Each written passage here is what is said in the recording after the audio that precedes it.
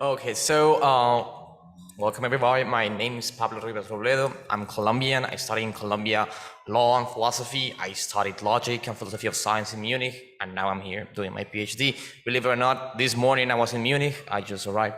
So I'm going to show you this project that I have, which I've been working with Andre Christian, and I'm about to enter like a stage of given this presentation and the preliminary findings to a wide range of audience. So any question or contribution is much more than welcome.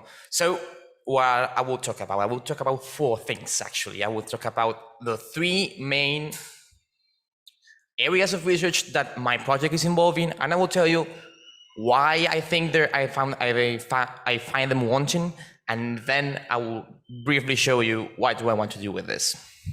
So let's start with social choice theory. Important, I will use this abbreviations. This was done is CST for social choice theory. And I want to ask you a question before I introduce this, is what if I told you that majority choice, which is the most widespread method for voting, is a bad method for collective decision making? And what I mean bad is that it's not that effective when we have more than two options, like we normally do in everyday life. Normally we have more than two options, and simply voting by majority is not enough. So here we have two very handsome gentlemen. This is Kenneth Arrow and Nicolas de Condorcet, two very important figures in this area. I'm going to show you one argument. If you think that this argument is not enough, we can discuss. I have more arguments to show you that majority is not that good. So let's say we have a choice and we have three options, A, B, C, and let's just see, okay, we have reached a stalemate because 1/3 of all the census voted for option A, 1/3 voted for option B, and 1/3 voted for option C. But we still have to make a choice. Which one do we choose? And the problem is that we have created a cycle here. So 2/3 prefer A to B. They prefer A to B here, A to B. But 2/3 prefer B to C. But at the same time, 2/3 prefer C to A. You can see the monitor in front of you. Yeah, but if I cannot point there. Oh, okay. So what's happening? We have a cycle because the option that we choose, it's never going to be enough. 2/3 will be radically opposed to that. And this is just a very simple way of making a case here, and this majority perhaps is not the best option that we have when we make decisions and when we collect the votes of a group. And this is just an instance of a very more general problem, which is called Arrow's theorem, which was proven by Kenneth Arrow, who I just introduced to you. So, but what if I told you that this has been already solved in mathematical theory and in philosophy? And this is basically what social choice theory does. It is the often foremost study of how information is supplied by several individuals into a collective decision that reflects the views as a whole. And it's been great because they do mathematics, there are economics, people that work on economics, mathematicians, computer scientists working in especially complex increasingly complex voting procedures that are very interesting, and I've just listed up a couple there.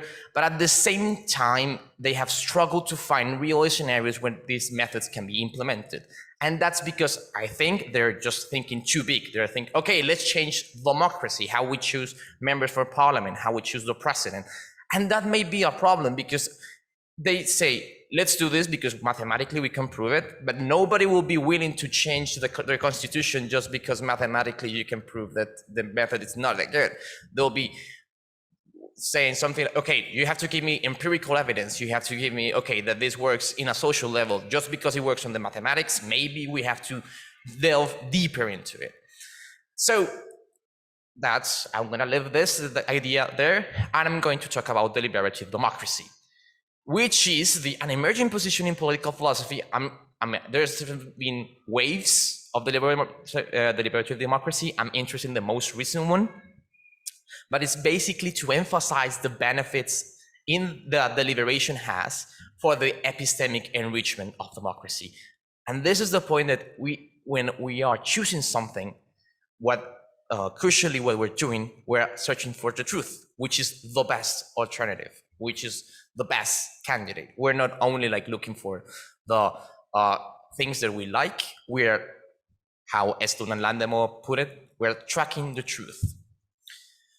So it's constantly looking for new and promising ways to increase participation of normal citizens. Why? Because they argue that deliberation increases the quality and the legitimacy of everything we do in a social environment. So if we put more deliberation into public policy, for instance, we can get better public policy. So examples of things that I have devised are, for instance, liquid democracy, which is very famous. We can talk about maybe that in the Q&A, and the mini publics. And this has a problem too, because they have very powerful philosophical arguments that rest on severely outdated results from social choice theory, like a very naive version of the Condorcet jury theorem, which basically says that you can appeal to the wisdom of the crowds in a very naive way. We can discuss that afterwards if you like. But the point is, like, they have not been in communication with the guys that I told you about a little bit earlier. They have been looking at literature that is very old and it has been very debated. And so we really don't have a formal framework for deliberative democracy. And one of the issues precisely is that people in social choice theory are mathematicians and computer scientists. They write incredibly complex texts, and the people that work in deliberative democracy are all about the arguments, and are not willing to take all the time that it takes to learn game theory or categorical game theory or complexity theory, understandably. And at the same time, the people in social choice theory just criticize the deliberative democrats, are just like, yeah, you are not as complex as I am, but I don't think they should. And finally, let's talk about CrowdLaw, which is the main ingredient here. And it's a theory of democratic participation. And what I want to do with CrowdLaw is to unite these 2 points that I've been talking to you about, social choice theory and deliberative democracy. So what it's saying is just governments sometimes ask for public participation and use the public to reach a final policy. CrowdLaw is saying, just do that every time that you can. Ideally, every single time, but try to enrich the process as much as you can. And central to CrowdLaw is the notion of expertise, and is the fact that they hold that ordinary citizens are experts in matters related to their everyday life, including them in the process improve the legitimacy and the quality of the regulation. This has, of course, a problem, in my opinion, and it's the notion of expertise, and it's poorly devised, in my opinion, to the point that if we treat citizens as experts, then either we don't need more than one, because if you already have an expert, we don't need a whole town full of experts, so we could just ask one. So there is no need for participation, or it's not rational to defer to them. We can talk about that, but basically, social epistemology teaches us about what are the conditions under which we can trust experts. And one of them is basically, you can prove that you are an expert. And how can I prove, for instance, that I am an expert from traveling to Munich, from Munich to Genoa? Is there a title for that? Do you go to one of the programs of Genoa and then you can get that? Basically not. But this provides us a very interesting blueprint for a legal and social framework for public participation. Because we are basically saying that we don't need to think at the most general level to introduce public participation. We can do it from the bottom. We can do it. We're just talking about where should a new road go. Or should we put the fence here, or should we put it here? But we can do this in a better way. We can apply the methods that we have found mathematically effective to these issues.